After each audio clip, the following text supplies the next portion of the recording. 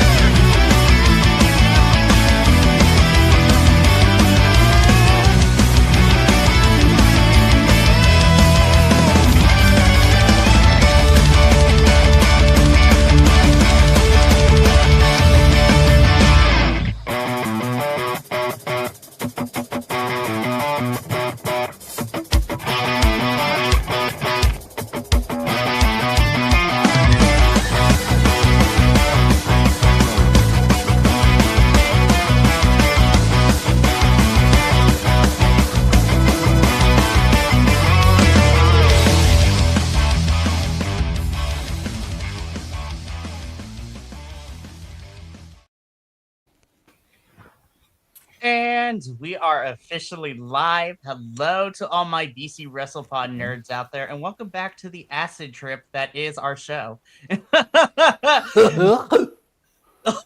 What? Listen, we were having a key before we went live, so it was a great conversation. And now we're going to talk about All Elite Wrestling, AEW television. Of course, I have 2 out of the 3 other co-hosts that are joining me. So we are unfortunately missing Benny the Bear and all his bear puns that we usually get from him now, apparently. we can't have all 4 of us in the same room. The podcast wouldn't work. It wouldn't It's work. gonna happen, darn it. It wouldn't work. The gravitational pull would be too strong. It'd ruin the background. Nothing would make sense anymore. We're The different wrestling shades world- of gray, and we can't all be together. Is one of us Christian? Anyways, moving No, on. I'm a mermaid, but thank you. But welcome back to the All Elite Ensemble review. Ugh. Your weekly AEW Post-Show Breakdown here at BC WrestlePod, where we cover the Dynamite and the Collision and and everything in between. And boy, howdy, do we have a lot to talk about this week, because we had some people get signed and then not signed and then leaving. There's a lot that went down this week on TV in terms of like television-wise and contract-wise. So we're gonna talk about all that as we get through it. But of course, joining me this evening, first and foremost, you know him, you love him. He is all black everything tonight. It's Ricochet Beef JBL. We're getting that cookbook in the works, you guys. I promise. It'd be so good. Tasty. Tasty. And then, of course, rounding out our trio tonight is the Professor, who is Hi. here. And don't let the looks fool you because he is invited to the quince. Yeah, don't let this white face fool you. And the red beard. Or the red beard. Or various things. If any, so I'm gonna put the He puts professor the on cologne blast. in colonizer. I'm gonna put the professor on blast a little bit, but it was just like, don't let the red beard and the bald face, the bald head, and the pasty white skin fool you, because this is your Chicano studies professor this quarter. Which you just found out today for day of classes. You're teaching Chicano film class. Oh, I am. We're gonna get that. We're gonna get that 23andMe done this week for you. I've been meaning to because I'm pretty sure it's more than you would know by seeing my mayonnaise on cracker face. So that's gonna be a lot of fun. Barbecue.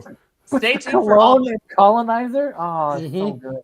Damn. Oh, I feel threatened. smells like barbecue sauce and asphalt. Uh, Anyway, please continue. Whew. anyways, We're all smoking that ass. Anyways, no comment. Anyways, I am Mikey, El Jefe of BC WrestlePod. I read the 1s and 2s, and I question every week, why am I here? But then I remember why I'm here, because I get to hang out with my friends, whom I love so dearly, and have carried me through the last 3.5 years of absolute chicanery, tomfoolery, and now that we're far enough in, some bullshit as well. So, speaking of bullshit, we're going to talk about said bullshit that may or may not have occurred this week. I love Dynamite and Collision, but this week I was left with a lot of questions, but we're going to get into those. But of course, if you are new or to BC WrestlePod, or you've been rocking with us for the last 3.5 years, it's crazy that we have been on air this long and we haven't gotten canceled yet. despite Minnie's best efforts. Hey, you know what? Many and others. Many and et al. Is what we're going to pronounce it as, because I was just like, depending on who we get and everybody's in here, we have yet had to have our HR rep come and talk to us about being problematic, but there have been a lot of innuendos. Mama Laguilla has a lot on her plate, so she can't deal with HR at all times. Mama Laguilla over at HR, she's got a lot of paperwork. Yeah, that's a lot of paperwork. But also, Professor, we can talk later, because the sadness that was Sunday and Monday was just like, oof. Anywho. Yeah. There's so many things. Yeah. Follow us on the social medias at BC WrestlePod. We have merch, BC WrestlePod shop.fourthwall.com. Coffee Bot, if you want to help us pay for the AEW pay-per-views, because, you know. Oh, no. This week we're having that big sale for everyone because we need to help Mikey pay for shock absorbers for his house. Lord help us. I mean, listen, if where I live, if it's not on fire, because where we live is right next to the San Andreas fault line, like earthquakes, and everybody else is like, oh my gosh, are you okay? I'm like, I'm used to this, so like, I don't know what you mean. I mean, anything over 4, we don't even wake up. I know. Or under, it's like, oh, that wasn't so bad. Once it's 5, it's like, oh, that was a good one, wasn't it? Yeah. After We're just chilling. Yeah. Once you're getting 5'9" territory, it's different. It's when the toilet water actually moves. You're not wrong. No, you are not wrong. All right, go get him. Go, Mike. Go, Mikey. Go. Let's get into this. So we're gonna start with Dynamite. So we are covering both Maximum Carnage versions of Dynamite and Collision. So we're gonna. Okay, I gotta stop us. I gotta stop us here. Like, I'm sorry about this. Was anyone else extremely disappointed we did not have a symbiote or anything involved with this entire time when it was sitting right there? It's a Maximum Carnage. Oh, yeah, that's actually it a good point. took you a minute to get that. I was like, why would we? Those are awesome. Oh, we should have had that. You're absolutely right. No one even did it for the gear. Nothing. Like there was no Spider-Man stuff. Well, that might be a conflict of interest with DC. Not gonna lie. Bandito did walk out like an anime character, but that's not. Bruh. Listen. He went full Evangelion. On the one hand, I was here for it. I was just like, Aztec Batman, let's go. Also, on the other flip side of it, y'all need to skip that movie. Yo soy el noche. God, it was so bad. I was like, once again, this is what happens when you let white people make a movie about, Aztec and Mayan mythology. Colonizer. Anyway, let's move on. Apocalyptica is a fine film. Yes. It's a better band. Yes. You're not wrong. Anyway, go, Mikey, go. What in the living hell was this? Shout out to Pro Wrestling News and MMA News for always giving us the best screenshots. Samoa Joe looks like he's gonna do a shift down at the mechanic's house. Like, what the hell's going on? He's about to go pull somebody's oil filter. Guys, we're stuck with this feud for the next 2 months at least. So of course Joe is, wanting to deal with the remnants of Swerve and Hangman. So he put a bounty on Hangman, and so the bounty hunter Brian Keith is going to be dealing with it. I guess. Sure. Fine. More on this later. Fine. The big knock on AEW is that there's no long-term storytelling, and this is why. Because it's like, let's do this. Okay. All right. Fine. I can't wait to get into Collision, because whether he knew it or not, Hangman Page outed himself. Yeah. Madness. I loved it. This promo was unhinged. It was just completely like, all right, somebody told me this thing happened a couple of years ago, and I've got to try to remember it while I'm talking to you and having emotions about it. It's not really working, and my hat isn't fitting really well. Yeah, it just kind of looks like it's somebody else's hat. Oh, it's Tony Khan's. It's Tony Khan's hat. I mean, we'll talk about the match when we get there. I don't think his pants fit. I don't know if the setup. It never does. Like, it's like pulled up. I was like, sir, is like what? Struggling over there. I was like, you need to take notes from Dalton Castle on how to make those work if you're gonna go higher than the belly button. Yeah, have gay men make your clothes. That's not that hard. They know what they're doing. Listen, all they need is a pattern and some scissors, and they cut a pattern they cut stuff out on the floor, or use a sewing machine. Sewing machine, they'll cup it just right. Just move on, man. You'll be fine. And if they have a surgery, you're totally on top of the world. It's great. Go, Mikey, go! Go, Mikey, go! We keep going. God, this match. Hey, look, I'm gonna break my back and then fake an injury match, dude. Darby. I mean, I always say this every time we see Darby. Darby died. But Darby needs to go to the chiropractor after this match, because that stair spot was insane. And that started the match. Yeah. Like, I'm going to do Darby does not want to walk when he's 30. Like, it's very evident. Whereas Tanahashi was with the knees, Darby's going to be with the back. And I'm pretty sure it was Adolfo and JVL who were talking about the more face paint that's missing, the more life is depleting out of Darby Allin in general. I mean, they were hitting each other super hard, like ridiculous hard. I don't know. I'm sure they want to do a good job. I'm sure they're trying to sell the fact that this is a feud, I guess. But like everything Pac threw was like, I'm gonna murder you. It's like, whoa, that was hella hard. Those John Woo drop kicks that Darby hit were really close and hit super flush. I'm shocked. You're listening to Brian on commentary saying it too. Like, I'm not as resilient as Darby is. I've taken bad hits like that. How is he doing a missile dropkick after being dropped on those steps? Yeah. And also, I don't know if you noticed, on the belly to belly, Darby stops Pac for a second and goes, no, we're good. Because Pac was like about to like do it a little too close and just get the legs down. He's like, no, full back. And he tells him to do it. So like Darby was in control the whole time. Yeah. They're doing it safe. I mean, there's a few, I don't want to read into it. We have a lot of other stuff to talk about. Darby kept doing that wristy thing over and over and over again, which always seems to tell me either your hands hurt or you're losing feeling in your arms. Yep. Both probably true.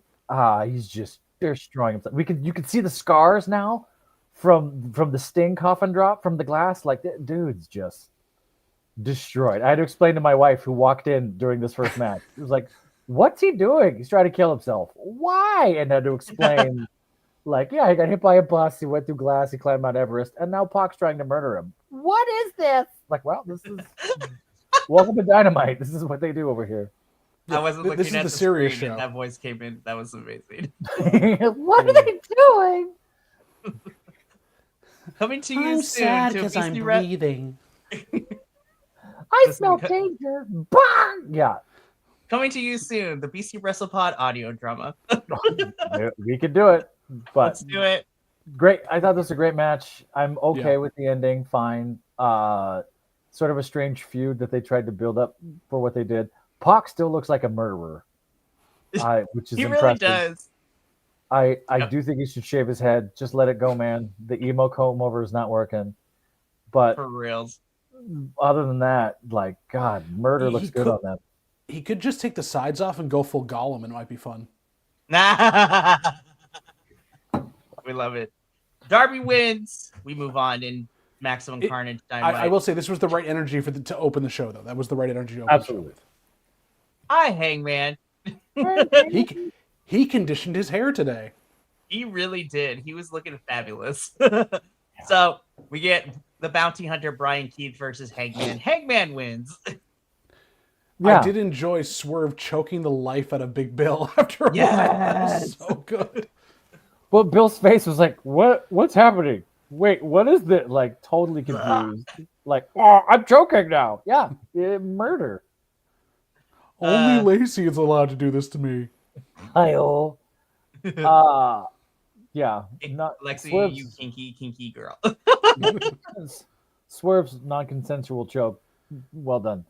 I He used both hands. I still can't get over the fact that Hangman and Swerve are friends. It's like, you burned down his childhood home.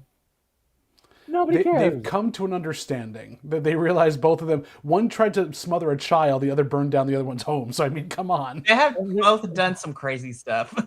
I drank your blood. You drank my blood. Yeah, we're friends now. I put a syringe through your face. We're good. Exactly. Yeah. Hey, I curb stomped you on a Air cinder shot, block. lest we forget. God.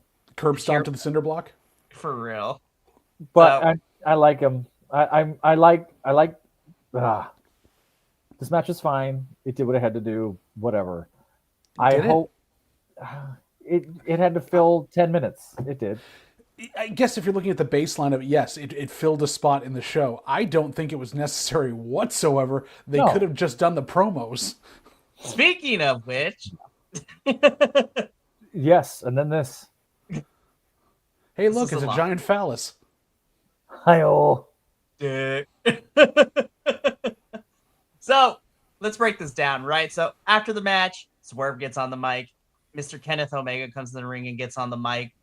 And I'm looking at this. I was like, this is the world title scene over the next couple of months. Yeah. And then, Don Phallus and the family come out, and Kenny Omega, needs to earn wins. He wants to earn wins because he wants to do it the right way. And I'm just like, you are Kenny fucking Omega. I was just like, but I dig that. So Josh Alexander was ready to fight. Don Callis was like, no, we're not doing this week. So next week we are getting Kenny Omega versus Josh Alexander. And on paper, I'm excited. Josh said, yeah. Josh actually stepped up and yelled in the microphone that he's ready to go. Like, this wasn't just like him being the silent warrior. This was amazing that he actually spoke. Listen, I need this. I need our MLP Men's World Champion. I mean, MLP doesn't, have the titles here in AEW because there's already too many. Major League Penis? That's my after-hours show. Dick Fight Island. I mean, yeah, that's basically what we're. Listen, we have Fire Island. We have, Dick Fight Island. Like, we're good to go. Why does Dick Fight Island sound like it's a car dealership? It's somewhere in Minnesota. Because it's nothing but duh. How you doing? Mike Walls for Dick Fight Island. Come on over. Off the corner of 99 and House. Oh my god. Josh Alexander versus Kenny Omega next week. This is a lot. Yeah, Richie Valens here for Dick Fight Island. No! We're going to keep this show moving because we still go, Mikey, go. Sorry. I'll behave. Sorry. Jonathan Cruz, you are one of my favorite peoples, and I knew at this moment that you fucked up. And I was really excited to see you get fucked up in a moment. No. Renee is trying to have an interview with Brody King. Jonathan Cruz over here steps up, and I'm just like, sir, first of all, how dare you talk to my baby daddy that way? Second of all, I was just like, I think you learned the wrong lesson from MJF because yes, MJF is cocky, but at least he has the skills to back it up. You getting in Brody King's face meant that, he's about to get his ass beat, and I'm here for it. Are you saying Jonathan Cruz of the world famous Nope spot with Samoa Joe doesn't have what it takes to get beaten up by a larger man? I mean, he probably could. I don't judge. Brody King is so smooth in his promos now that it's not like, hey, be this hard ass and talk. Like he just sort of relaxes and is calm and contained. I liked the shift that he's done. Like he's not doing too much. It's I've noticed it.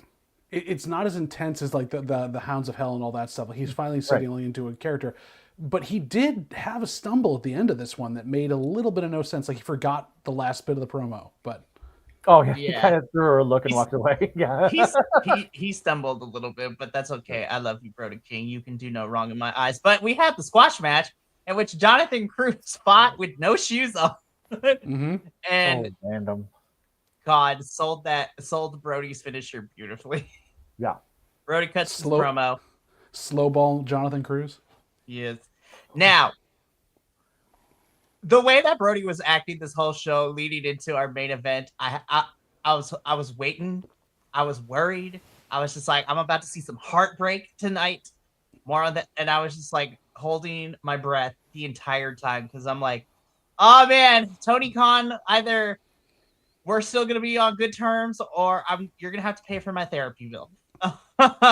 So at this point, I was like, we're gonna have to. At this point of the show, I told myself we're gonna have to wait and see. So let's keep this going because Oh my gosh.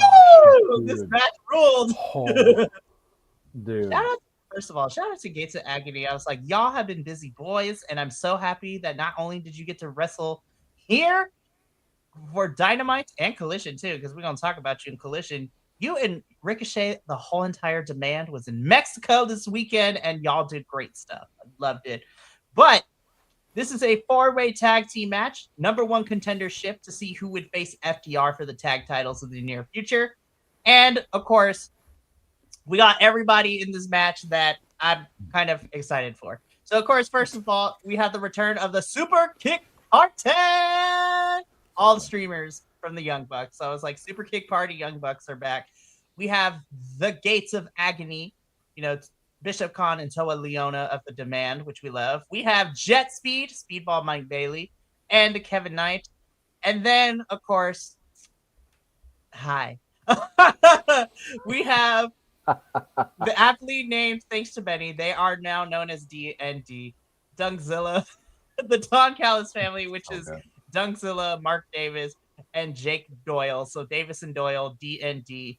Also, those two plus Brody King is my dream. I ended up calling them Undone the Sweater Song because they were already dressed to come out with it. Lord help us. I was just like, the wrestling gods have been good to me. The fact that, I mean, I expect Young Bucks and Jet Speed to have all the cardio in the world. The fact that Gates of Agony and D&D have the cardio they have, being, I don't know, fucking ogres, insane. Like they're going all. This was super fun. Like I had a blast watching this. The choreographed spots kind of took me by surprise. Like normally it's a spot fest, and it's like, oh, this is coming. Oh, this is coming. I don't know if it was the camera or what, but they actually kind of hit them pretty well. It was nuts. No. Well built. The thing I'll say for this as well, as much as I know the Bucks want to be focused and like be able to do fun things in their matches, I'm loving this run now where they've really jumped into that supporting role. Like we're going to be here and do our spots, but we really have set everybody else up in the match for such a great. They're a great foundation to have in the match again, which I'm so happy to have. And I think that's sort of the balance to the EVP thing. I think they knew they were taking up a lot of space for 2 years doing what they did. Mm-hmm. And I don't know, but who knows what was back behind the scenes? We'll probably never really know. But going like, hey, you tell you what, we'll go to the mid card and we'll hold people up and do what we do, and we're just as happy. And I like that. I do too. This was a really fun match against really fun stuff. Speedball Mike Bailey defying all laws of gravity and physics and just being on Demon Time too. He's fantastic. And then of course Jake Doyle with holding on to Speedball Mike Bailey. They're swinging from the guillotine onto the mat, and then he picks them back up. And I was just like, also Mark Davis with his finisher too. I was just like, oh, it's a thing of beauty. Yeah. Don I will Callis say- family. Yeah, go for it. That guillotine counter into that rolling to get up from it, that's the best thing to do with a Hurricane Rana, I think. It's you're not going to sell it and flip back out of it. You're too big and everything else. Sure. You're basically just going to take the momentum down, swing them back up, and come right into it. Well choreographed through. I loved that. Also, shout out to Speedball Mike Bailey too. Outside of Nyla Rose, his Twitter game and his social media game is some of the best stuff ever. Like, because for those of us who don't know, because unlike other companies, they don't pretend that wrestlers that come there don't exist in other places before them. So, because anybody who's been following wrestling the last year or two knows that Speedball and Jake Doyle were DPW tag team champions. And so Speedball posted a picture with them as the tag champs with the belts. And he said, I thought what we had was special in all caps. Yeah. So shout out to Speedball. Also making history too, which we're going to talk about at the end of Collision too, because somebody posted it. It was like, shout out to AEW for the representation, man. Seriously. We're going to talk about that. But D&D pick up the victory. They will be facing FTR. FTR comes out to face them, and a whole brawl breaks out. And I was like, baller. Don't know if I was just like, I don't know if we're gonna build this up to Revolution because I want to see that match at Revolution, but probably very, very soon in the next couple of weeks. I would not be surprised if we're building this because it is only 2.5, 3 weeks away, because we are about to be heading to Australia in 3 weeks. And so we got, Grand Slam Australia coming up very, very soon. And Jake Doyle is Australian. I mean, he could be. But Mark Davis having a match in his home country would be fantastic. Oh, right. The other one. Yeah. Yes, because he didn't get to do it last year because he was hurt, and then we had Buddy Murphy Matthews. I was just like, have a whole match, like broken ankle, and still wrestle the whole entire time. It was crazy. I know. I don't want to go on a tangent, but I still miss Aussie Open. I miss Aussie Open. I think they will reunite at some point. That was right when you gotta watch this and look at Aussie Open, and I remember falling in love with them, and then they. God, Kyle Fletcher is a gem. Getting to talk to him, the brief moments that we did at the convention when we were at JBL was very fun. Oh yeah. Also, it'd be cool to split up the Don Callis family and then have to have them decide and maybe get together. Well, we're going to talk about that because it's happening. Wow. Speaking of wow. Oh, this was electric. So good. Yeah, really good. Also, shout out to all 6 of these women because y'all were fantastic. This is everything led up. And I know some people were like, we had the women's blood and guts match. We're all still fighting. I'm like, yes, we're all still fighting. Especially now because we added a new chapter to the story. Because spoiler alert, Tekla pins Chris Statlander to get the victory for the Triangle of Madness, which means y'all know, and I called this, I'm excited. Chris versus Tekla is coming up at some point. So will Tekla use a giant motorcycle wheel to knock out Chris Statlander is the only thing I'm asking now. After seeing NGPW she needs to get Wheelson and use Wheelson as a weapon. Needs to, yes. Clark Connors should just deed that to her. Just get a black one, but it's like has a pink bow on it, or a toxic spider bow Professor, on it. For your information, Wrestle Kingdom and apparently before, Clark Connors has been pulling a motorcycle tire out from under the ring and bashing people over the head with it as a weapon. It is NGPW. a member of the Bullet Club War Dogs faction in New Japan, and his name is Wheelson. Yep, the wheel has a name.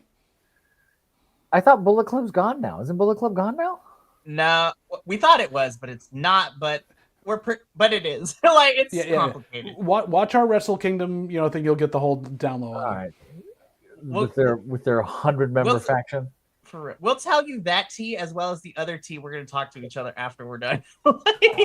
So this match they got 12 minutes, and it felt way longer. Probably because they just did so much. Super impressive as always. We talk about this all the time. I'm glad that the women's matches and women's representation, I guess it's fair to say, here in AEW has gotten better and better. We saw that. I could have watched this for 10 more minutes. I'm sure they were gassed, but I was like, it didn't feel long to me. Harley Cameron had another 15 minutes in her. You could tell she was ready to go. Sure. Chris Statlander probably been there nothing. Easily. The cardio is fun. And then you watch Harley in the interview afterwards, and it's just like, seriously, like all I want to see is that more and more. Yes. I love the Babes of Wrath. I love Chris. Triangle of Madness. We love them. Fantastic. Again, I mean, Tekla, Willow, Chris, and Hartley have been great, but like Julia and Sky have really come into their own since joining up with Tekla. And I mean, not to say that they haven't before, but I was like, guys, this works, and I loved it. Nice to see AEW actually putting together factions that make sense and actually have some sort of like reason to be fighting each other. And don't have like 20 members in the faction. And I'm on the record here of kind of hating trio stuff for a long time, and AEW's brought me back to it. Like, oh, you can kind of make these coherent, solid things to me. So I really enjoyed this. We love to see it. So yeah, Triangle of Madness wins. Tekla pins Chris, which pretty much all but guarantees Tekla a chance at the AEW Women's World Championship. And that also means to tell me we're probably going to see Sky and Julia go after Babes of Wrath too for the tag titles, which I'm like, we're slowly cooking. I don't know if it's going to lead us to Revolution, but it is going to lead us somewhere. Probably Grand Slam Australia. Would not be surprised if we see that tag match there. I mean, they're already listed with a tag team name. They have to fight for the tag team titles. Mm-hmm. So, shout out to everybody around. This match ruled. Jet Speed is just having the best week ever. So they're talking backstage about not being able to get that tag team championship #1 contender spot, but that's not going to stop them. So then Swerve comes out and gives them the pep talk, be like, keep your head up high, y'all gonna do great things. And then Hangman comes in. Listen, this is the most awkward polycule that I have ever seen in my life, and I love all three of them together. Hangman comes in. First, he's talking to the camera how he is going to challenge for the Trios Championship, and he puts his arms around Kevin Knight and Speedball. Kevin Knight, I love Kevin Knight because he picks up what Hangman is saying. It takes Speedball a little bit longer to get there, but I loved it. I want to believe that Speedball was legit asking not in character or according to the script, but like actual be like, wait a minute, you're asking us to be a batch, and then Hangman, the way Hangman responded to it is like, yeah, I want you two to be my partners. We're gonna go for the trios match. See you Saturday, and then he leaves. I was just like, I love this awkward polycule of three. That's so funny. This was only missing one thing for me, Mikey, and I know this is good, like inside baseball for all of us. There needed to be a pan to the side and Evil Uno and John Silver just standing there going, like we were right here. John Silver is still mad that Hangman did not say no to his proposal all those years ago. Yep. Listen, Hangman is for the he, she, theys, and gays of the world. We love him. Hey there, fellow wrestlers. Want to go get some titles? It's for reals. I love it. Skateboard, backward hat. Hello. Lord help us. Listen, I love that Hangman like outs himself and is not ashamed of it. He's like, yeah, I know. I'm fabulous. He's so good. Yeah, he's not bad for a math teacher. Not really. No. I was just like, hey. So we're going to keep going, though. I love Speedball. It's like, wait, you're asking us to be your partner? Yeah, I am. It was like, see you Saturday, and leaves. Cool. Yeah. We love it. Again, Jet Speed is having a fantastic week. Holy crap, guys. Mr. Page wants us to join Math League. For real. We love it. We got to go down to Burbank for the competitions. Holy crap, we're not even ready for that. No, we are not. It has been a whirlwind of a week, but we get this little graphic that the Rascals are coming soon to AEW. Or are they? We're going to wait until we get to Collision because, like, I'm just sitting... Now, Listen, I love that people on the internet, we gotta make engagement somehow. I had a couple people DM, our accounts be like, y'all are the TNA crew. What did you think? I was just like, I'm happy for them. They're like, really? I was just like, well, yeah, obviously TNA didn't want to sign them, so let them go somewhere else. Sure. We even been saying. Now, Papa also might have been a little upset because he loves all 4 members of the Rascals because they are great wrestlers, but also because he loves him some Trey Miguel. He's from Texas? Like, I don't know what you're doing with this. What? Anyways. Is that a Texas thing? That's a Texas thing, But he even agrees. It's like if TNA wasn't going to use them properly, If he wasn't going to, if they weren't going to use them properly, they're going to. And again, at this point, before everything that we're going to talk about in Collision, this is the only time that all 4 Rascals have been signed to a company, because companies have either wanted 2 or 3 of them, but all 4 of them got signed. Have they? Or have they? We're going to talk about it when we get to Collision, because we're going to wait for that one. Main event time, and I was like, holy shit, this show flew by really quickly. MJF versus Bandito for the AEW World Championship. Bandito coming out as Aztec Batman, was just like great costume, horrible movie. And Aztec Batman? Yep. It's not a good DC animated film. That's basically like a ripoff of Puma Man. Aztec Batman's a thing? Yes, it is. No, it's not. It is. What? Yeah. Yes. It's a ripoff of Puma Man. Humans are the worst. Also, not shout out, but a little bit against HBO Max here. Went back to watch the replay today, and all of a sudden it's like, why are the end credits and the thing saying "Watch Last of Us" is up as they're starting this match? Like I couldn't fast forward through it. I couldn't get through the commercials because the feed said I had run out of time. Did your streaming thing just not work? And yet it played the whole match. I was like, the heck is wrong with you, HBO Max? This looks like it should be cool. It's not? So we're going on tangent real quick because sorry, I didn't know that was a thing. That's a thing. No, we're gonna go on a tangent real quick because the premise is really cool and the art style, and of course, you know, brown power right here. Love to see my culture represented. Watch the whole entire movie. The main conflict is attributed to a savior complex, and they just throw the actual whole mythology of Aztec and Mayan culture in the garbage. Like, it's like it becomes a white savior complex, and I'm like, ew, no, ma'am. That's unfortunate. I was like, because it looks cool, and the outfit Bandito came in was cool. The movie's just not great. Yeah, the Joker, quote unquote, looks amazing. I was just like, once again, that's unfortunate. Once again, my culture is always like not given the proper dues. But it is what it is at this point. But back to this match. This is actually a pretty good match. I like this one. Now, here's my only critique, though. And this is nothing against Bandito himself. But I have 2 things. Number 1, Bandito, I love you, and I have seen you do it. We got to come up with some new. We got to use some other finishers. I love the 21 plex. My issue with the 21 plex is actually not Bandito doing the move itself. It's, again, because I watch CMLL. Watching the AEW folks take the 21 plex versus the CMLL talent that takes the 21 plex down in Mexico, MJF is just waiting for the 21 plex to happen, and that is not just MJF. It's been a couple other people Bandito has faced in AEW. On the flip side, a CMLL, you have the talent actually struggling to get up, and then are not just waiting for Bandito to hit it. They're like, okay, I got to climb up, get my stable, they're acting along with it, and then Bandito hits the 21 plex for the win. So that's my only critique about it, right? But other than that, I like this match. I really did. This is pretty decent.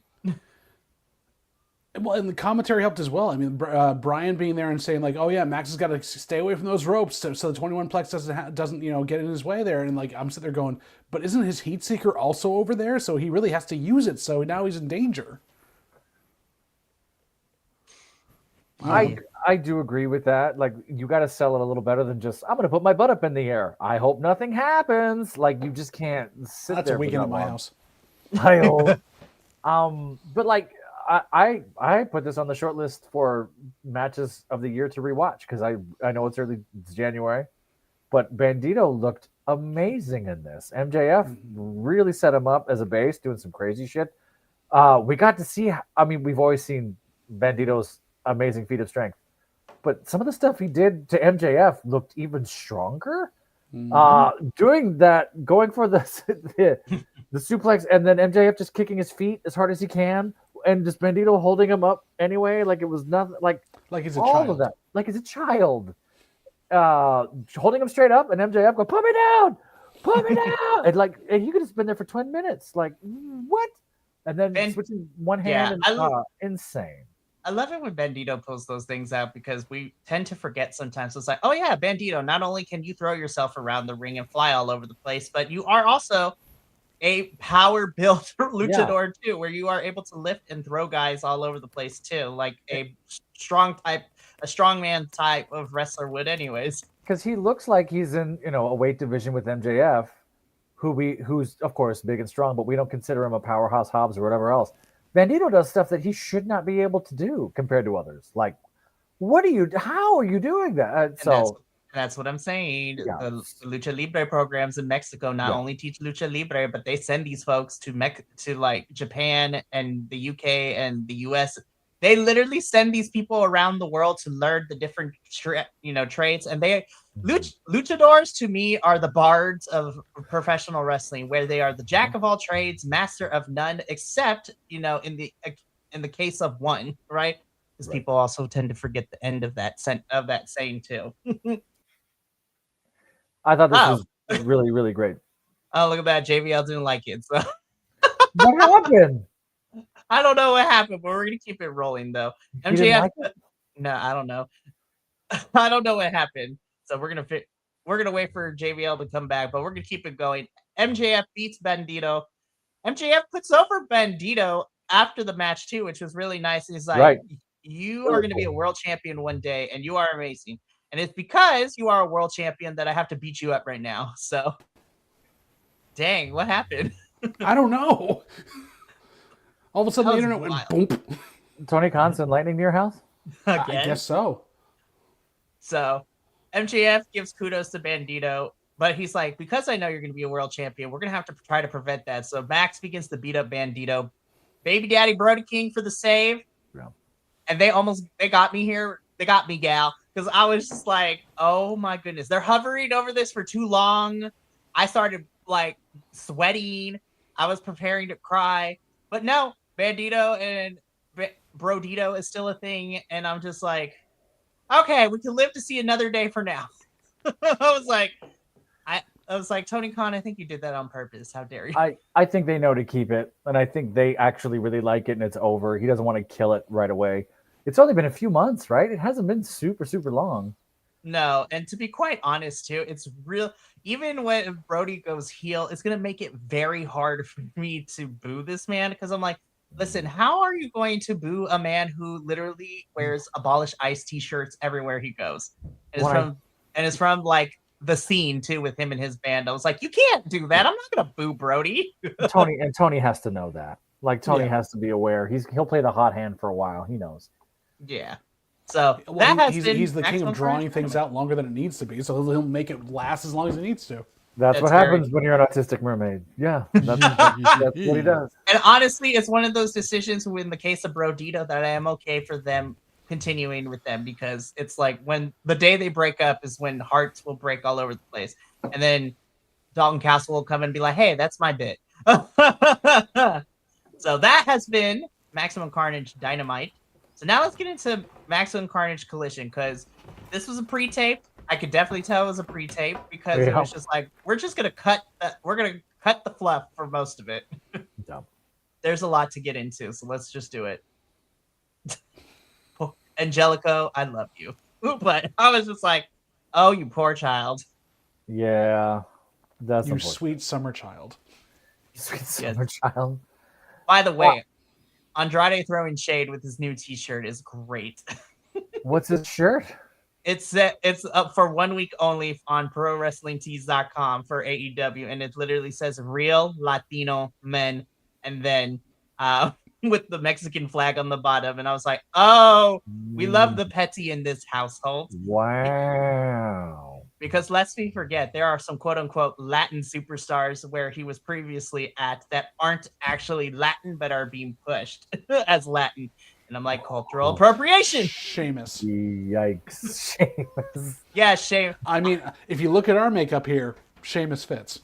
I mean, I'm going to be so for real. Sheamus is invited to the Quince, honestly. Like, he gets it. Sheamus gets it, and we love him for it. And Los Fellas! Oh my gosh, I need him and Penta and Rey Fenix to be a team like that. But anywho, Oh wow. this was fun, but we knew where this was going. Andrade El Idolo beats Angelico for the win, just to get Andrade some wins. Yeah. It showcased him, and the right opponent. Angelico is an amazing opponent for him to work against. I just feel like Sure. he seems like he's still trying to figure out how he's going to carry himself in this company, because he's like, his entrance is still a bit stiff, like even for him, and it still feels like he's not sure what his role is going to be yet, even though he's part of the Dom Fallis family. And I know the mask is important to him. It just doesn't have the reverence the way he's using it now. Does that make sense? The crowd is sort of, all right, I'm going to wait for him to take it off. It's off now, as opposed to a lot of other luchas or the culture in general, where it's like, I see the mask, it means something. I don't know how he could shift that or alter that. It's a prop, mask as prop versus the mask. That's a tough spot to be in. Do we think he also forgets that he's not in the other company where everyone doesn't have object permanence like most toddlers or ADHD kids? No. Yes. So Okay, I just want to make sure. Andrade with the win over Angelico. Okay, let's just talk about it. Wait, something's missing here. Weren't there 4 of them? Yeah. Yes, there are 4 of them. So let's talk about everything that has transpired this week. So we do get this promo introducing the AEW audience to the Rascals. So, of course, starting from the very far left, we have Zachary Wentz. In the middle, we have formerly known as Wesley from NXT, but going by his independent name, Desmond Xavier. And then, of course, the one in the devil horn hat is Mr. Myron Reed, who is married to the incredible wrestler, Killer Kelly. And they literally are a wrestling couple that wrestled together on the independents, and they have a child that they bring with them everywhere. It is fantastic. But yes, there are 4 of them. There are currently only 3 on the screen. And my first thought was, where is Trey Miguel? Well, fast forward to where we are now, and a lot of shit has gone down. So, initially, we were told that, the Rascals had signed, but there was no Trey Miguel. So, of course, the internet was like, where is Trey? What had happened? Well, initially, we learned that Trey Miguel was released from AEW, and I was sitting here, and I was like, what the hell happened, you guys? What transpired? Then people got conspiracy theories, Then Trey hosted, finally, after like 24 hours of like everybody speculating, he's like, guys, I'm taking a break from professional wrestling, to get myself right. I'll be back soon. Love y'all. Then there is speculation that, the release of Trey Miguel came from Beyond the Top. So Tony Khan wasn't the one who let him go. And then I learned today, thanks to Fightful.com, that decision was made by Warner Brothers, WBD themselves, because now I'm put a disclaimer here. I am just reporting the facts and reporting things that happened. Allegedly, that is what we are talking about. So nothing is concrete, but just in case, we're going to put this up here. I am trying not to get us in trouble. But allegedly, the reason that WBD released Trey Miguel is because back in 2020, there may have been some problematic tweets and some anti-Semitic rhetoric, which was not great. And so, yeah, that is. I mean, I looked it up and I'm reading it now. It's not great. It's not. But it's in line with what David Zaslav likes. Ooh. Which is crazy. Now, here's the thing. So, a lot of people are... So, there are people on the internet that are doing both sides. Some people feel that WBD is being a little harsh on Trey, especially because, he's been putting in the work to do better, and he has apologized for it when it first initially happened. But apparently Trey did not learn from his other stablemate, Zachary Wentz, who both him and Wes Lee were in NXT, and they were tag team champions, and they were just champs for like 3 weeks before NXT dropped Zach because of problematic pictures coming back to haunt Zachary Wentz that showed him in a tiny little mustache. And you can guess the rest. And also, there was also some accusations in terms of like some DV and SA, which turned out to be completely false, which, you know, he was cleared and all of that. But prior to an investigation, NXT just dropped him. And then now here we are. So the rest, at least Zach and Trey, have kind of found themselves in controversy. The funny thing is that Myron is probably the cleanest of the four. I was like, hey, I bagged Killer Kelly and we have a kid together, so we're good. I was like, so that has been the whole saga with Trey Miguel. I would not be surprised if we see him be signed to AEW in about by the middle of this year or towards the end of 2026. Because remember, this is not the first time this has happened to AEW. Because remember, this happened with the Briscoes when they were originally going to get signed for AEW too, because of the comments that Jay had made in the past too. And WBD was like, no, we cannot have that. So are you saying that like Zachary Wentz has to die to be able to sign Trey Miguel then, like the Briscoes, or like? I don't know. I hope God. We're not going to put that out in the universe. No, I don't want that in the universe. That's why I was like, I don't know if it's the Briscoes as much as like the early stuff from their first couple of years when they had like 3 or 4 of their mainstay wrestlers get dinged for SA or Twitter stuff, and they lost a third of their roster in like the second year of the company. Yeah, so that has been the Trey Miguel saga. I really would love to see WBD, you know, like the Briscoes, take their time. I think Trey is an amazing talent, but, you know, we're going to have to wait and see. But with these three, though, I am excited to see these three here. I'm not going to lie. I do like the Rascals. Not only do you have good tag team, but you have a good trios division, too, which is fantastic as well. And, of course, I could see a 5-person tag with them and Jet Speed would be insane. God. As one of our other co-hosts, Will, puts it, Radio Free Will, he puts it as turn gravity mode off and let's go. Dude. Jeez. But yeah, they're keeping what we know the Rascals for in TNA. You know, their locker room is always going to be very smoked out. Hilarious. I love that she was all about it too, which is like, yeah, but I'm working. Lexi is down for the cause. Lexi is great. We've got to have like a cutback where Lexi's in there, and then you see like Large William in the corner just looking at like a globe of something. Oh my gosh!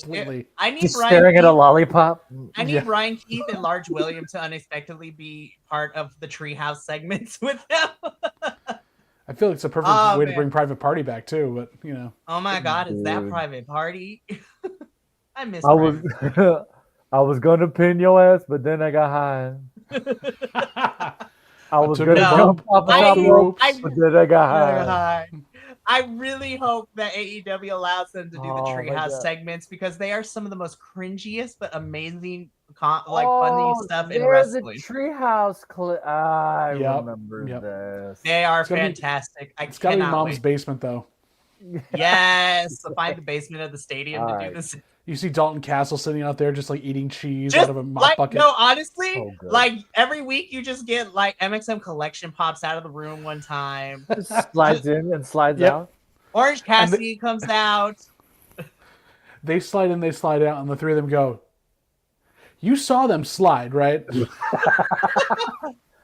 How come their feet don't touch the ground? We just get like Jonathan Cruz comes out. Like I'm just thinking of like all the people you can. Like Nyla Rose comes out of it at one point. FTR walks by. They go, "Hey, it's DTF."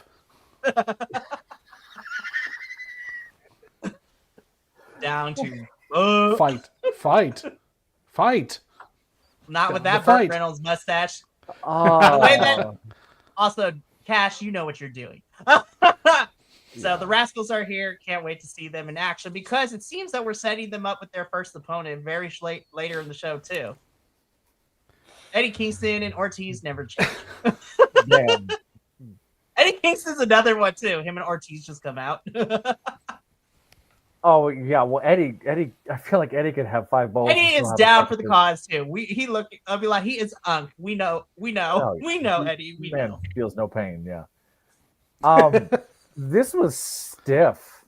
Like this was strong style stuff. And like I said last week, I know nothing of Grizzled Young Veterans. It was fun to watch them. They almost had moments where they oversold things. They were in too much pain in certain moments, but it was still super fun to watch. I really, really enjoyed this. I don't know or remember Ortiz like I should. I know he's been out for 2 years, like they said. So for Herber, So yeah, great to though, give, really yeah, fun.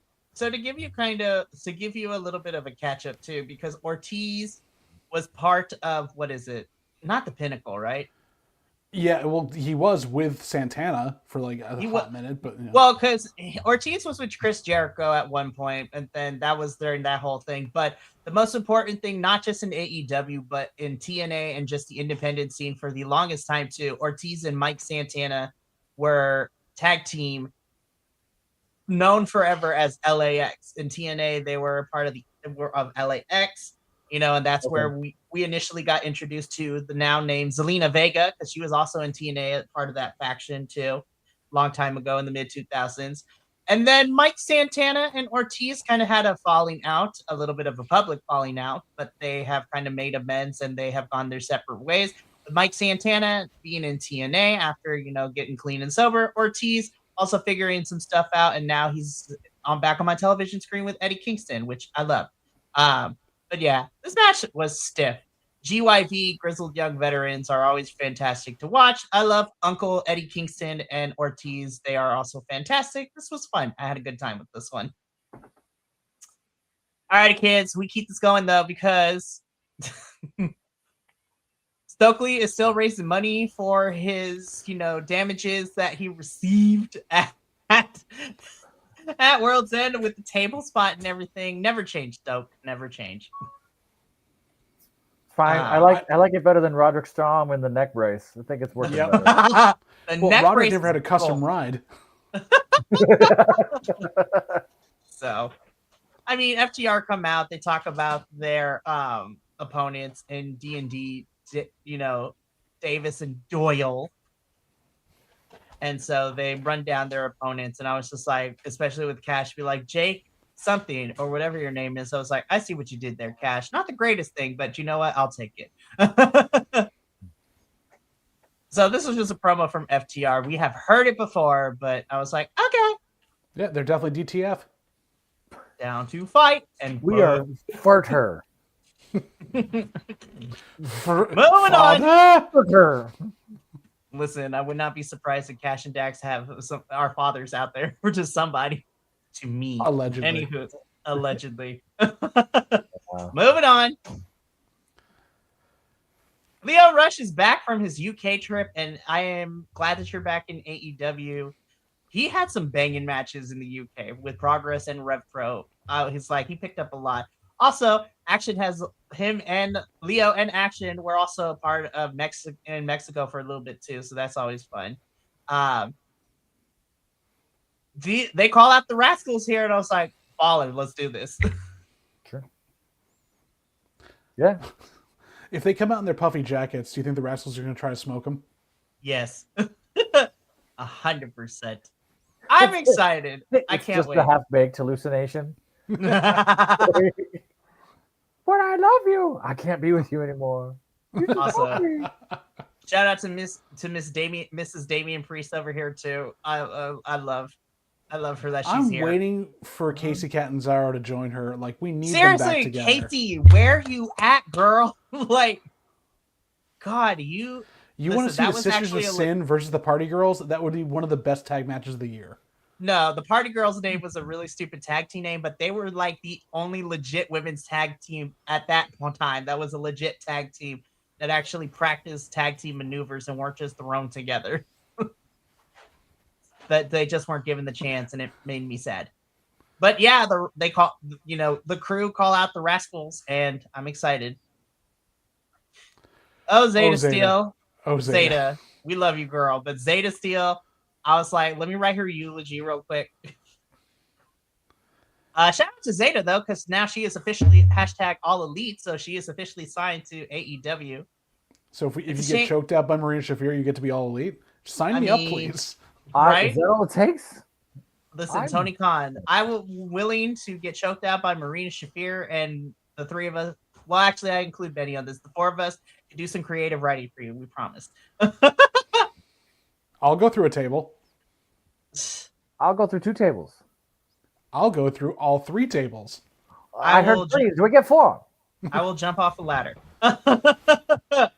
It The won't look Mikey great. Splash! The Mikey Splash! For reals.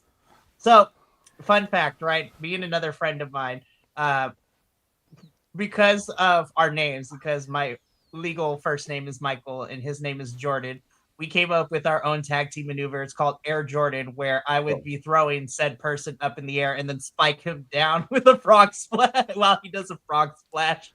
One of you And has to all be have your tongues out. one of you has to be a hoop, and one of you has to dunk him into the other. That's person. essentially what we came up with. So yeah, I mean, I was trying to get a time on this match. It was like 90 seconds. It Yeah. was not very when much. I saw this card, I was just like, "Oh, Zeta, baby girl, we Yeah. tried, but She got no, rocked here. she got got." I will say though, her dodging and like getting like that close in Marina's kicks, like she really sold her well. It was a well put together part of that job there. Yeah. So Yeah, so Marina Shafir wins. We love Zeta.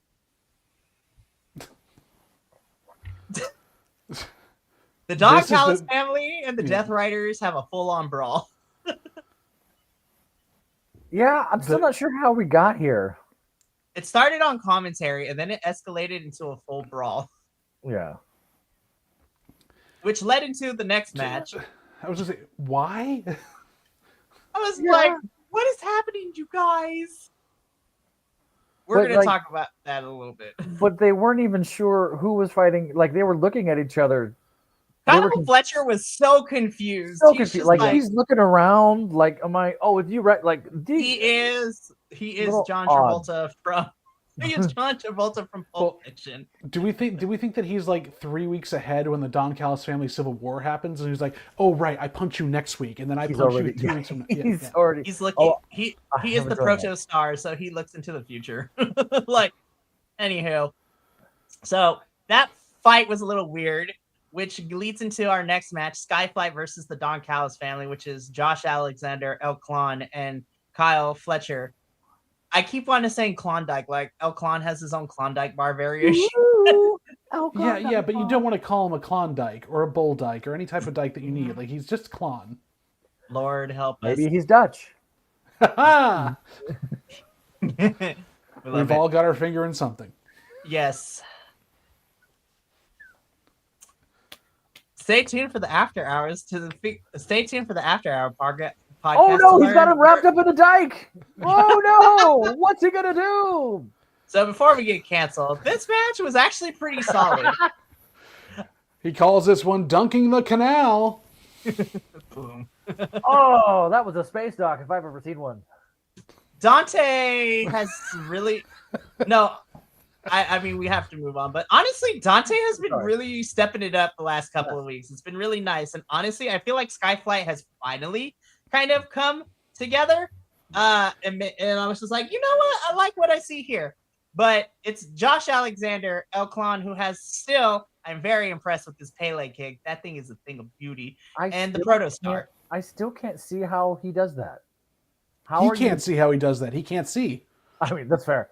But like he's bent the wrong direction and his body still flips over. It's like, how are you? My God. I'm telling you, y'all need to go see Arez's work in GCW and across the independence of Mexican Lucha Libre too. Him and Gringo Loco have had some crazy stuff to like. Again, in GCW before he signed, you had Arez, Gringo Loco, and Jack Cartwheel as Los Desperados. Like at GCW, it's so good. They are so good.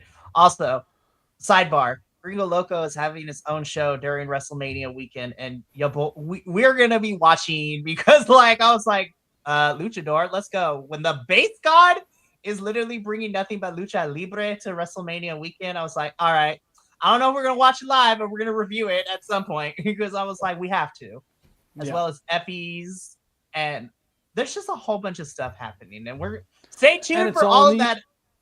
It's all in another country that's ruled by a weird dictator that's going on. But either way, So this was a it's fun just match. easier to get to. Yeah, Don Callis family wins, and then Takeshita is finally back from Japan.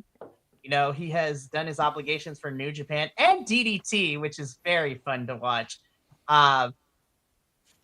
Don is wanting a hug from Takeshita, and Takeshita literally is like, nope, and goes to Kyle Fletcher and gives him a hug. I was like, there it is. The dissension is furthering. Like we said, Kyle Fletcher was thinking 3 weeks ahead and was trying to punch his own teamates, forgetting that he's not in the Civil War thing yet.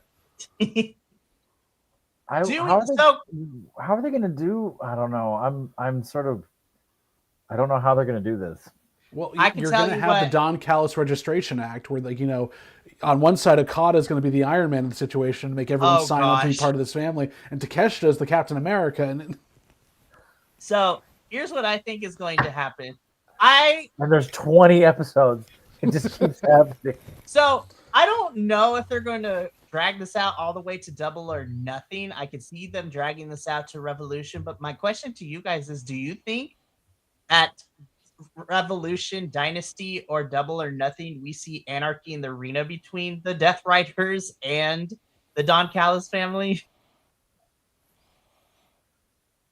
I don't know, because there's both of them have splits coming, so it's a little strange. I mean, unless you're just going to blow them all up now, which I don't hate, but AEW doesn't really think that way because they tend to not have that long-term plan like we were talking about not too long ago. I don't hate that, but to what end? Is it just because you're a big faction? We're a big faction. Let's go. And we all know, there's the whole thing of the theory around GM mode and booking. Like, you don't put heel against heel. It's just not how it works. You'll get less fans. I do feel like they're buying time for Ospreay returning, which I guess is at the end of 26, right? It's a long time right now, right? It might be during the middle too, because they've been teasing Ospreay to do some stuff in New Japan too, because he also has some messes he has to clean up in New Japan, especially with a certain Mr. Callum Newman who feels betrayed. I know they want to do Fletcher Ospreay Takeshita at some point. Like, they want to create their whole new thing. Listen, and drag Mark Davis with him. Sure. Right? Yeah. Selfishly, I want Will Ospreay to get better soon, so that way when we go back to Mexico during the summer, I need Will Ospreay versus anybody in CMLL.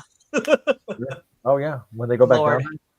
Yeah, so which is coming this year again. Tony Khan has said they are going to do a Grand Slam Mexico once again, and I was like, crossover! God, that was such a fun crossover for CMLL and AEW. We're going to do it again. It was brilliant. It's going to happen again. It is. But moving on. Was Briscoe genuinely late? I wouldn't put him past it. He got caught up with the Rascals. It was just like, they're supposed to be. Look at Roddy's face. Roddy's just like, you're late. Roddy's face is me, and I loved it. This was fun. I could listen to them talk all day. Mm-hmm. Just like I want, it was great. I know, yeah, it didn't really do anything, but it was like, that was fun. Just like Brodito, I want Roddy to be so unobliviously, I am not part of the conglomeration. I'm like, sir, you were on the Christmas sweater during the holiday season. You are part of the conglomeration, whether you like it or not. Mm-hmm. And honestly, when Roddy finally accepts it and actually is okay with it, the crowd is going to eat this up and lose their mind, which we love. But I'm in Paragon. I'm the only one left. I am in a faction. This is my shirt. Listen, I am Paragon. Two of them are out due to injury. Adam Cole, Bebe, for who knows how long. Kyle O'Reilly for a little bit. And I thought Adam Cole's gone forever. Was it Adam Cole gone forever? I thought he retired. He's pretty much at this point until otherwise. And then Bobbert Fish is not doing great. He's been excommunicated from Paragon for a while. Well, and from professional wrestling, MLW is the only company that I have seen him pop up in, and even then, that hasn't been a lot. Where's the lie? I mean, I'm just saying. Moving on. Flippy is back, y'all, and her and Megan are still good. Was there any doubt? No. D4, we love you. Now I just need your husbando to come back on my TV screen too. Or perhaps your tag team partner, which would be wonderful. Yes, also that. Megan Bay and Penelope Ford win a squash match. Essentially, afterwards, the Timeless Love Bombs are here, and they are not done with the Mega Sis of Penelope. And I love that Marina just popped up in here. She's like, I'm in the Death Riders, but also I love these two girls. We're going to fight. Well, no, Marina was also filling in for Penelope, helping out Megasis for so long. Mm-hmm. So, and again, because it's me, right? Toni Storm, this outfit, yes. Mita, every woman in here, you get one of these. Like, they messed up with the hard cam for this. yep. I was gonna say. I had no idea. Like they would cut down to the ring, and it was like, are they not looking at them? Are they looking this way? Hard cam, what's happening you messed that it up. way?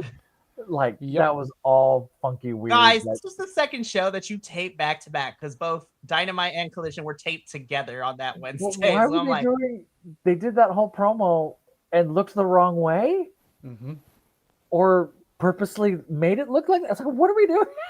I don't know. It was so weird. But the Timeless Love Bombs and then Penelope and Megan, they gonna be fighting, and I'm here for it. Love it. Listen, Linda, listen. So Kevin Knight requests some interview time with Swerve, and he's just like, I'm not just the future, I'm the now. I was like, bet, Kevin, agree with you.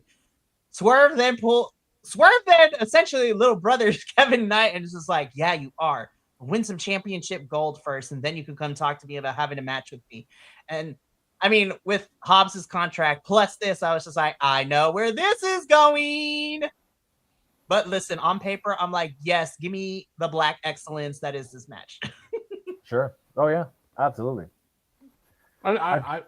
This can't come fast enough. It has to happen.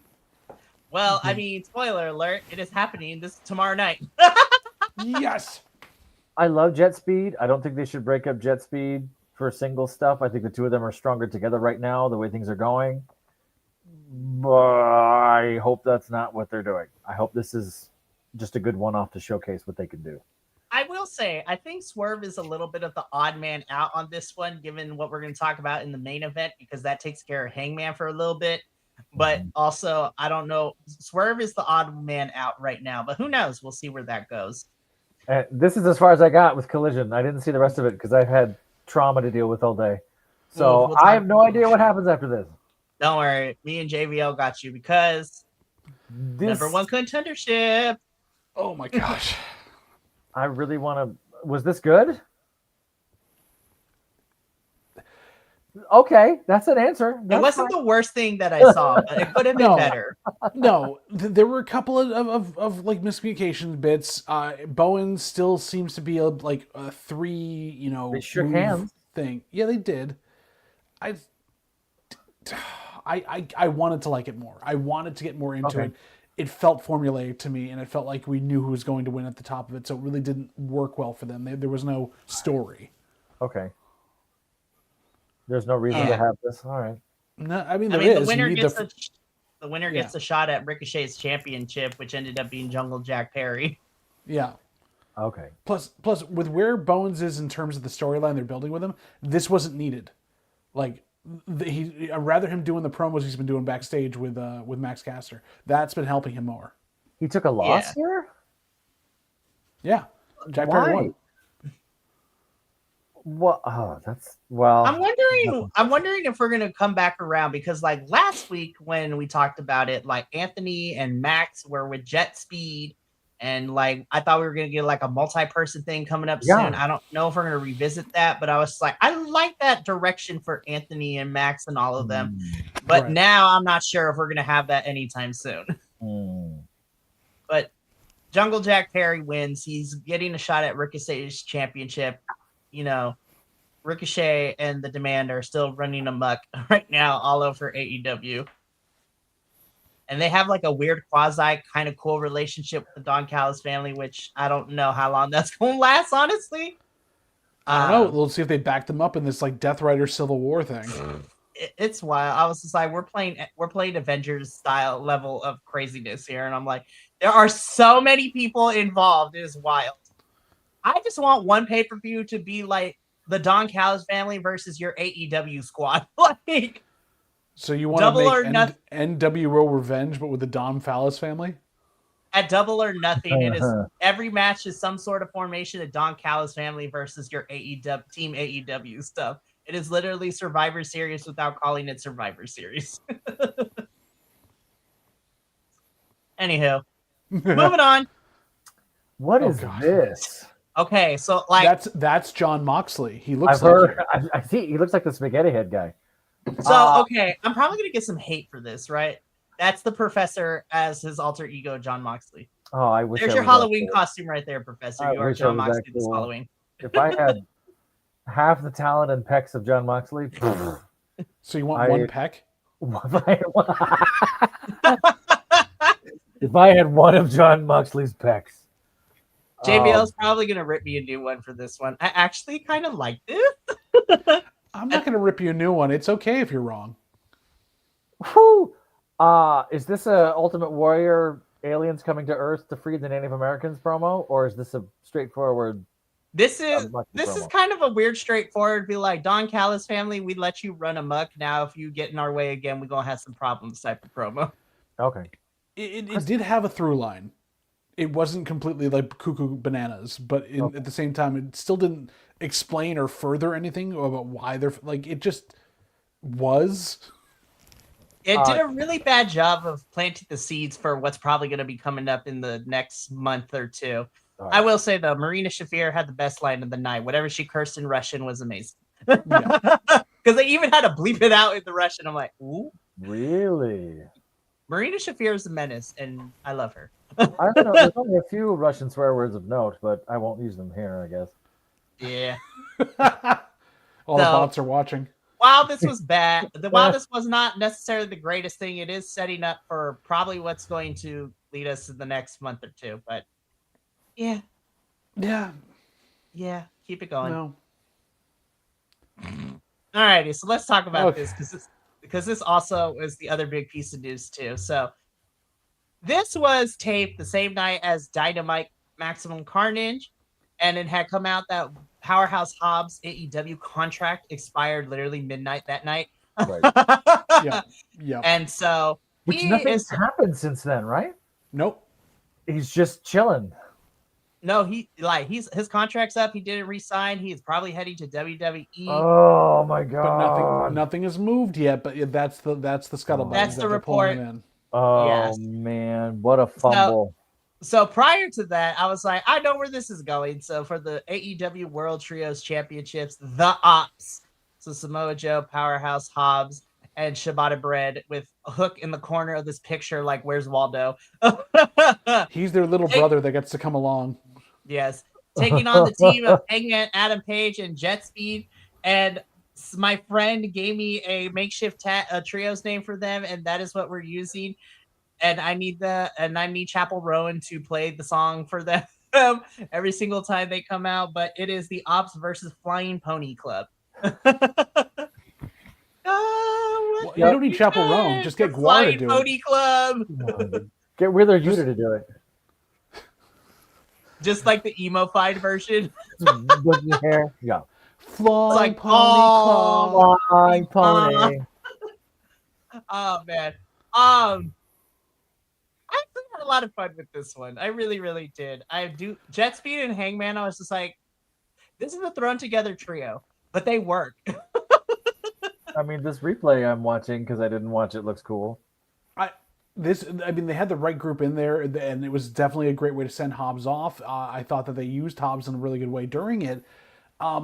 Again, I needed a pan to Evil Uno and John Silver just sitting there like at commentary or something going, we were right here. That actually would not be a bad feud for Jet Speed and Hangman versus the Dark Order for these trios championships.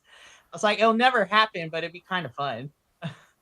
Because Tony Khan forgets that Dark Order exists unless you put them on Ring of Honor. Could they bring those three titles over to Mystery Wrestling? Oh my gosh. Honestly, I don't know. I would love to see it because Tony Khan would be kind of like my favorite person even more. Like if he did, but I doubt it. I don't mean, know. here, I wouldn't honestly. I would not say no because if Tony wanted to work with Evo Uno and Mystery Wrestling, because I'm gonna wait till we're done talking about the match because I do have some big news that AEW is just like hey guys, I know we have Revolution coming up in March, but here's all the other stuff we got coming up in like the next 2 or 3 months, and I'm excited. But as far as this match goes, I had fun, and we have new champs, you guys. Flying Pony Club is our new trios champions. No doubt, because Hobbs' contract is up, so I kind of already knew where this was going. But Hangman, Kevin Knight, and Speedball Mike Bailey are our new trios champs. AEW making history once again as Speedball Mike Bailey is the first ever non-binary champion in the company's history. Right. Oh, Speedball Mike Bailey is non-binary. Good for them. I was not aware of it. That's beautiful. Full representation, baby. AEW has done a really good job. We had our first trans champion in Nyla Rose. We had our first lesbian champion. I forget who. Oh no, first bisexual champion. Tony Storm. Our first gay champion. I think that's what I read correctly. I'm trying to remember who. Anthony Bowen says the tag team champ, and now we have our first non-binary champion. I'm just watching the replay at the end. Everyone's faces and the shock of Hangman Speedball and just like, we actually did it. Speedball is great. Okay, I'm gonna pull the curtain back a little bit because Speedball has his vlogs he does like weekly after AEW. Let me tell you, I need Jet Speed, Hangman, and Willow to be a 4-person faction, and the video was hilarious because without saying it too discreetly, I learned a couple things in my Mike Bailey's blog. Number one, the chemistry between Jet Speed, Hangman, and Willow are fantastic. They look like a fun little group, and I want to hang out with them. Number two, without outright saying it, but not denying it, Hangman and Jet Speed and Willow all know that there are people out there who have written fan fictions of them for wrestling. And Hangman, without uttering the exact words, but not denying it, has read said fanfics, and he actually digs them. There you go. Well, you got to pass the time in math class somehow, so. I was just like, Hangman reads BL. He reads awesome. Yowie and BL. Willow cracked me up in that video too. She's like, guys, we know that you have written fan fiction of us, and thank you. And we're okay with it. Yeah. Yep. Oh, that's great. I love Speedball. He's like, yeah, I've read fan fiction of us, and I loved it. To be famous enough, but not celebrity enough to where you're right in the middle, where you can actually read it and be like, yeah, that's cool. Listen, Speedball and his partner Veda Scott are one of my 2 favorite peoples on the planets, and they just are just lovable, and they have some weird quirks, but I love them. And they're not afraid of it, which is fantastic. But that's very true. But that has been our AEW post show. Before we go, I do have some news because this week, AEW is like, guys, I know we have Revolution and Dynasty coming up in March and April, but we're also doing a lot of other things. So Tony Khan and Athena this past week on Ring of Honor television are hosting a Global Wars show. So for those of you who don't know, ROH does Global Wars ever so often, where we get to see ROH talent and the international talent of wherever they're going to collide, which is great. But this Global Wars is a little different because it is ROH versus Metroplex Wrestling, which anybody who doesn't know, that's Athena's wrestling promotion and school.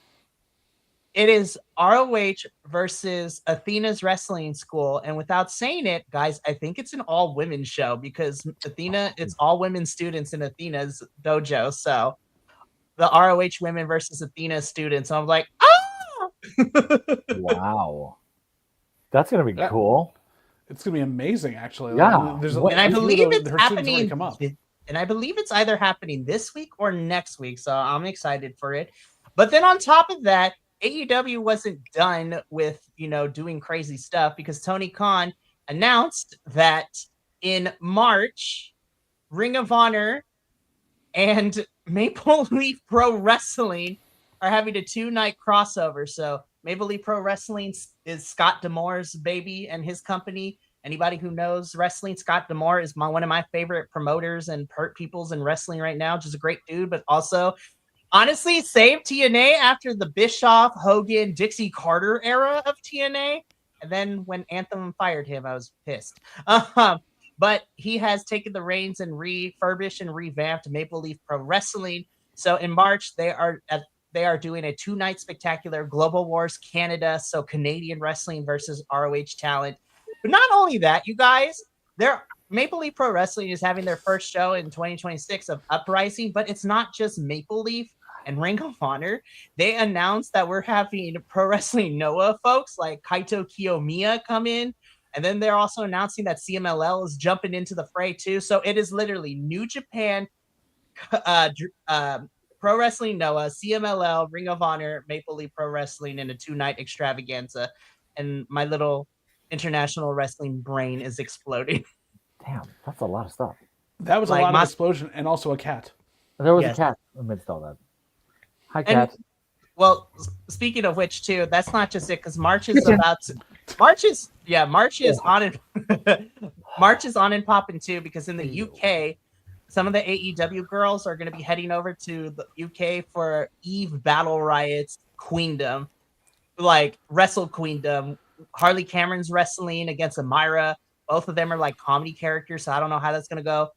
Charlie versus Chris Statlander, you guys. Yeah. So I was like, I think we're going to cover that. I just got to figure out where in our schedule when we're going to do that post show, because I want to. And it's being produced by Will Ospreay, who produced the last Where big are show. all these? Are these on the YouTube? Just Eve on the Battle. YouTube? Yeah, I think Eve's Battle Riot Cabaret is on YouTube. Great. All right. So I'm excited. And then, of course, like I said earlier, we're going to Australia in a couple of weeks for Grand Slam Australia. So AEW is just out here, just be like, "Hi guys, here's the content for the next 4 months," and I'm like, "Baller, let's go." Which is smart. We're gonna go visit. That's the best way to compete in 2026. I feel like. Yeah. Hey, do the indie smaller stuff better, and get people to care and represent correctly, and they will come, and they are. Like we're going to see it. That's great. Yeah, exactly. Bring everybody else up and raise all the ships up instead of just like completely draining it of all talent. 100%. Well, gang, that's it for us here at All Elite Ensemble. I have a story that I need from JVL afterwards. We're going to talk about. Yes, before you leave, I need this tea. But yeah, I know. I'm not Hans Christian Andersen. I'm not going to tell you about a Little Mermaid. Okay, we're going to do something else. So we're all going to talk about it. But guys, listen. I can say this, and this is going to be the tagline now. So I want to thank all my bitches and bros and non-binary hoes. In the words of Adam from Skate Infinity, the anime, I would like to thank everyone for tuning in tonight. We have a pretty standard week, minus an extra post show that we're doing this week. So tomorrow night is our doubleheader of NXT at 5:30 p.m. Pacific and CMLL at 8 p.m. Pacific, where myself and Papa Oso and Kilt will be doing all the crazy stuff, talking about NXT and CMLL. Then Thursday, I don't know how this is going to work because we have such a big crew now for this one. Thursday's better. Yes, I know Thursday is better because, hey, but you know what? I don't got to be the one in charge for Thursday, which is a nice change of pace. But on Thursday, we are reviewing Mystery Wrestling 21, so let me tell you, it is JBL leading. I am going to be there. So is Kilt and Jesse, possibly Adolfo. One of our newer folks, Will, is on. There's so many people signed up for Mystery Wrestling. I was just like, God, I got to make a new graphic. If nothing else, it tells you where people actually want to be watching, what is actually popular, and what is making people happy about watching this art form. So yeah, check out Mystery Wrestling. If you haven't joined their Patreon, join it soon so you can get the VOD. Otherwise, message me. Yes. I mean, like, for reasons. No, but I'm excited for this one. And again, because this took place in Cardiff, my little European wrestling heart exploded. And JVL's not going to hear me shut up about it on Thursday because... No, you will talk all the way through. Yes, because again, I will fill in the folks because as someone who watches and covers Progress, a lot of the folks is like, I know who they are, and also British wrestling greats as well. I was like, oh my god, this is actually happening. Well, and Mikey needs to fill out the algorithm so that when it's not like on his actual cards now, all the shorts are just still stuck on Mikey when he talks. Right here. And then we wrap up the week on Friday, where myself, both Wills, are going to be reviewing TNA Genesis, which is the first pay-per-view from TNA. Yeah. Listen, we already talked about, me and Radio talked about it last week about the AMC debut. Y'all saw the text thread I sent the next day. Dude. And yeah, but we're going to talk about Genesis and all the other stuff. But I will say, as bad as it was, I will say the TNA boys have grown a lot closer because we also have found a way to watch it together on Thursdays without streaming it. So it's really fun bonding time. And we can rip it apart the following day on Fridays. Trauma bonds everyone. I understand that. It is great. Bonsai. Anyways, we got to get up on out of here. So thank you so much for tuning in from all of us here at BC WrestlePod. Remember, take care of yourself, love one another, stay iconic, and more importantly than anything, you deserve to finish your story. I will see some of y'all tomorrow for the doubleheader of NXT and CMLL. But until then, sayonara, adios, and until next time, peace.